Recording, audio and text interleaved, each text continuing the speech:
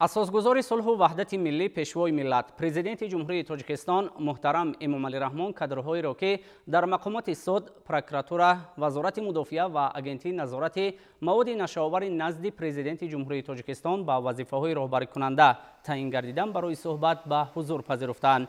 با فرمانهای پرزیدنت جمهوری تاجیکستان، رئیس سود شهر دوشنبه، رئیس سود ناحیه فردوسی، رئیس سود ناحیه رودکی، معاون یکم و معاون رئیس سود شهر وحدت، سودیه‌های سود شهر دوشنبه و ولایت مختار کوهستان بدخشان از حساب کادرهای جوان و صاحب تجربه تعیین گردیدند. ضمن صحبت سرور دولت محترم امامعلی رحمان به فعالیت مقامات سودی توجه خاص ظاهر کرده برای تامین عدالت سودی و بررسی شفاف پرونده‌های جنایتی دستورهای مشخص دادند.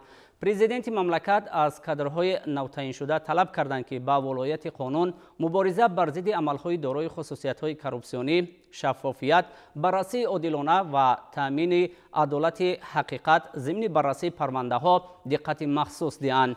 در موافقه با پرزیدنت جمهوری تاجیکستان، پروکروران یک قطار شهر ناحیه‌های مملکت از جمله ناحیه‌های اشکاشیم و شغنان ولایت مختار کوهستان بدخشان، شهرهای خوجند، بوستان، ناحیه‌های کوهستان مسجاه، دیوشتیچ و اشتی ولایت سوغد، شهر باختر، ناحیه‌های وخش، تیمور ملک، عبدالرحمن جامی، شمس‌الدین شاهین، واسع و یوان ولایت ختلان و ناحیه لخش عوض کرده شدند.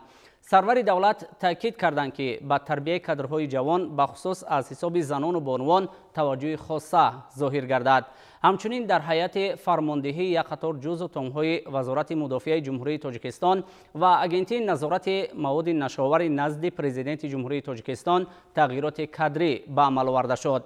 سرور دولت در نزد کادرهای تعیین گردیده در برابر دانش‌های تخصصی دانستن دو زبان خارجی را در شرایط کنونی امر حتمی شمرده مبارزه بر ضد همه گونه جنایتکاری، گردش غیر قانونی مواد نشآور، جنایتکاری متشکل فراملی، تامین ترتیبات جمعیتی و امنیت شهروندان را از وظیفه‌های اساسی کارمندان مقامات حفظی حقوق شمرده در این سمت دستورهای مشخص دادند.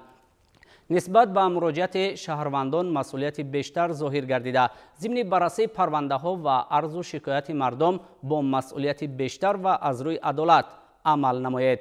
تأکید داشتند سرور دولت. کادرهای در این ساحه تعیین شده از حساب متخصصان ورزیده ساحه، ختم کردگان دو و یا زیاده دانشکده‌های عالی حربی که ضمن ادای خدمت از خود مهارت کسبی و متانت و صداقت نشان دادن انتخاب گردیدند.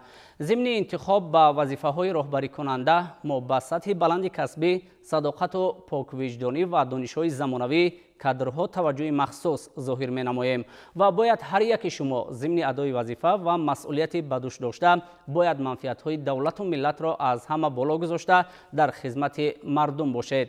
تاکید نمودند پرزیدنت مملکت محترم امامعلی رحمان. در فرجام ملاقات پیشوای ملت محترم امامعلی رحمان به همه کادرهای تعیین گردیده در اجرای وظیفه‌های خدمتی موفقیت آرزو نموده خدمت به خلق و وطن و حمایت حقوق و آزادی‌های هر یک شهروند را از وظیفه‌های اولین درجه آنها ارزیابی کردند.